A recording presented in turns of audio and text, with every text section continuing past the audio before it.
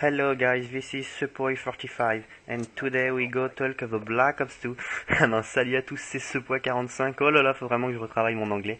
J'espère que vous allez bien et aujourd'hui on se retrouve pour l'épisode numéro 2 de ma série Analyse des fusils de précision dans Black Ops 2. Et aujourd'hui on va parler du Ballista. Et oui, le Ballista. Donc pas attention, c'est pas le Ballista mais le Ballista avec deux L. Donc c'est un sniper que grand nombre de joueurs attendent parce qu'il se ressemble au MSR, hein, vous pouvez le remarquer. Il a exactement la même forme, il y a juste le scope en fait qui change un petit peu. Donc pour vous présenter un peu la vidéo que vous allez regarder, va y avoir deux gameplays en fait, deux gameplays très courts, c'est pour ça que j'en ai mis deux, un de 5 minutes, donc la partie que vous avez là, et l'autre de 3 minutes parce que j'ai arrivé encore de parties où je vais quand même pouvoir enchaîner quelques mecs. Enfin bref, je vous en dis pas plus. Donc aujourd'hui on est là pour présenter le Ballista. Donc c'est un sniper à verrou comme le DSR50 que je vous avais présenté dans l'épisode numéro 1. Je vous mettrai une annotation à la fin de cette vidéo. Donc ce sniper là se débloque quand même assez tard dans le prestige, enfin dans la montée du niveau. Il se débloque au niveau 43, donc il se débloque un peu tard, donc c'est vraiment dommage. Mais il faut savoir une chose, c'est que quand vous passez le prestige, comme c'est mon cas à l'heure où je vous parle, je suis prestige 1 niveau 27 en même pas une semaine. Bref, vous avez droit à un jeton qui vous permet de débloquer soit un atout, soit une arme automatiquement dès le début. Dès que vous passez votre prestige, donc c'est pour ça que moi j'avais débloqué directement le Ballista parce que je suis vraiment tombé amoureux. Et oui, je suis tombé amoureux de ce sniper. Enfin bref, je l'ai vraiment surkiffé. J'adore, il ressemble exactement à l'intervention et au MSR, c'est un mélange des deux en fait. Donc aujourd'hui on va parler un peu des qualités et des défauts de ce sniper, car oui, hein, ce sniper n'a pas que des qualités, il a aussi quelques petits défauts. Donc avant toute chose, je vais quand même vous présenter la classe avec laquelle je jouais durant cette partie. Donc je vous l'affiche maintenant, voilà, il s'agit du Ballista, donc vous pouvez voir que je l'ai au niveau 9 et j'ai débloqué Tigre Rouge. C'est pour ça que je l'avais équipé comme ça. Je trouve que ça vraiment ça lui va bien, Tigre Rouge, hein. Il existe aussi Tigre Bleu, bon après il existe bien sûr les hauts camouflages tels que or, diamant, etc. Mais moi pour l'instant je l'ai en Tigre Rouge et ça va très bien comme ça. Donc je l'avais équipé de deux équipements. Alors il faut savoir une chose, c'est que le premier gameplay que vous êtes en train de regarder là, ça se passe sur, entre guillemets, une petite map pour les snipers, c'est-à-dire avec des coins assez restreints. Et le deuxième gameplay se trouvera sur une map plus grande. Donc pour ce qui est des maps petits, j'utilise deux équipements. Une balle chemisée, vous allez vous savoir pourquoi tout à l'heure. Et viseur laser, donc attention, c'est pas le viseur comme dans MW3, hein. Viseur laser, c'est là, cette fois-ci, c'est, vous savez, la petite lupiote rouge qui sort de l'arme juste en dessous, hein. Vous pouvez le voir à l'écran. Ce qui permet d'être plus efficace et avoir plus de précision à courte portée. Donc pour ce qui est des flashscope, quickscope, ça rentre nickel. Ensuite, en arme secondaire, la B23R, donc celle que je vous montre maintenant, vous voyez, la B23R, c'est vraiment une arme secondaire superbe. Regardez le epic fail, j'ai voulu plonger parce que je savais qu'il y avait un ennemi qui se cachait derrière le truc, mais malheureusement je me suis tapé mon coéquipier. Je suis rentré dedans et du coup j'ai pas pu me mettre à l'abri. Bref, donc en atout numéro 1, j'utilisais poids plume pour pouvoir être plus léger dans les déplacements. Ensuite, alors je ne sais pas comment ça se dit en français, mais je crois que c'est en anglais c'est main lace. Donc vous voyez, encore mon anglais est très bas. Contrairement à ce que j'avais dit ouais ça ressemble, en fait c'est tour de passe-passe. Et ben absolument pas, il n'y a pas tour de passe-passe dans Black Ops 2. C'est juste un atout qui permet de lancer les grenades beaucoup plus vite que d'habitude.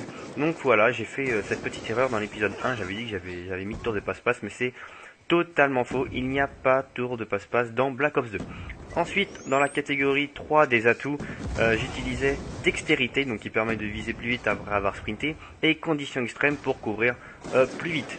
Ensuite, en équipement, j'utilisais une grenade, rien de spécial, pas de grenade flash tactique, tout simplement parce que j'avais activé le Joker deuxième, troisième atout, donc je sais pas si vous arrivez à me suivre, deuxième, troisième atout. Donc c'est-à-dire que j'avais mis deux atouts dans la catégorie numéro 3. Donc voilà. Ensuite, je voudrais peut-être vous présenter un peu le gameplay. C'est vrai que je vous ai même pas présenté la partie. Donc on est en... Alors si je me trompe pas, je crois qu'on est en match à mort par équipe sur la carte Sloom. Donc c'est vraiment une carte que j'apprécie. Elle a un peu des airs à Favela, je sais pas ce que vous en pensez, ceux qui y ont déjà joué dessus. Moi, elle me fait penser un peu à Favela. Je sais pas si c'est le fait que ça se passe au Panama et que le Panama se trouve vers le Brésil, enfin bref. Rien de très très important. Donc, aujourd'hui, on va parler, comme je vous l'avais dit, des qualités et des défauts du sniper. Et oui, il n'a pas que des qualités, ce sniper, il a aussi des défauts. Et donc, pour ce qui est des qualités, il faut savoir déjà qu'il est extrêmement léger. Ça n'a rien à voir avec le DSR 50 qui est vraiment très lourd et on a l'impression de tirer un gros bœuf derrière nous. Non, non, franchement, il est vraiment très très léger. Il est très maniable, il se déplace assez rapidement. Donc voilà, là, le premier gameplay est terminé. Je vais vous en balancer un autre tout de suite, à la suite là, qui se trouvera dans Carrière, pareil en MME, cette fois sur donc une map un peu plus grande. Donc pour revenir aux qualités, ensuite il scope beaucoup mieux que le DSR 50, parce qu'il faut savoir que le DSR 50 fait une sorte de dézoom puis rezoom en fait pour viser.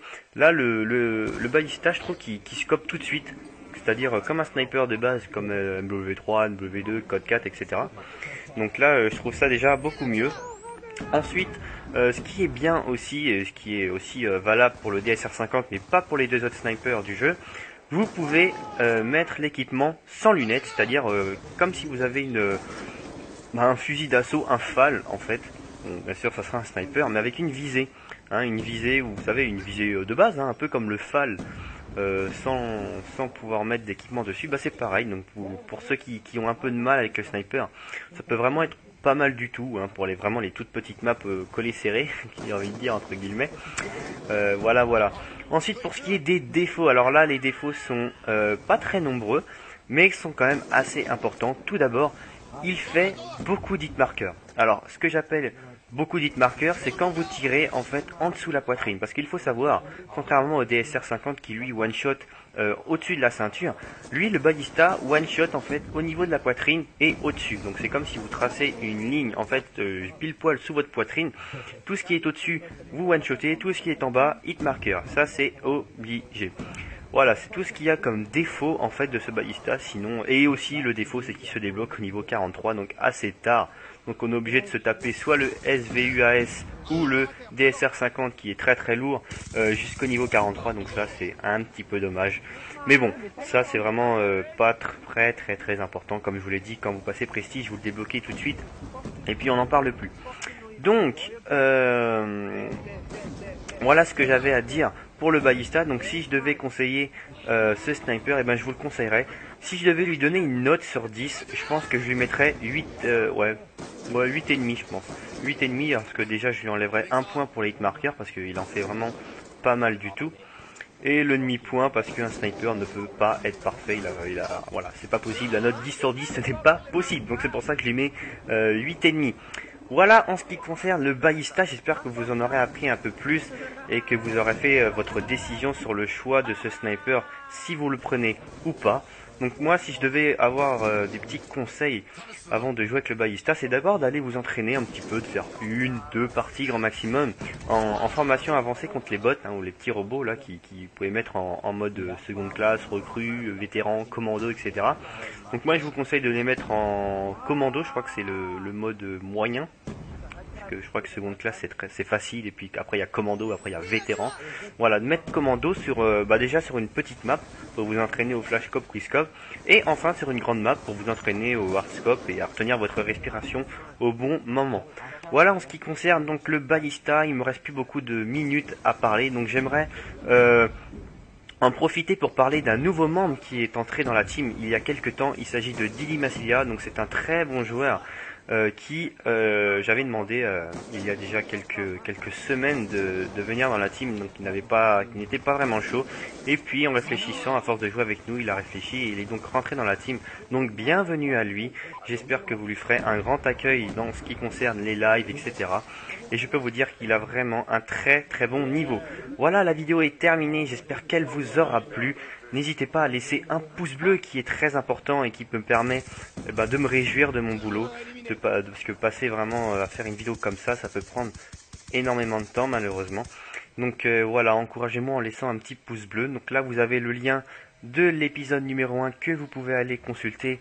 Allez regarder pour savoir si vous hésitez encore entre le Battista et le DSR 50. Allez, je vous dis salut à tous et partagez la vidéo sur votre Facebook si elle vous a plu, ce qui me permettra de la faire un peu plus connaître. Allez, salut à tous et à vos manettes.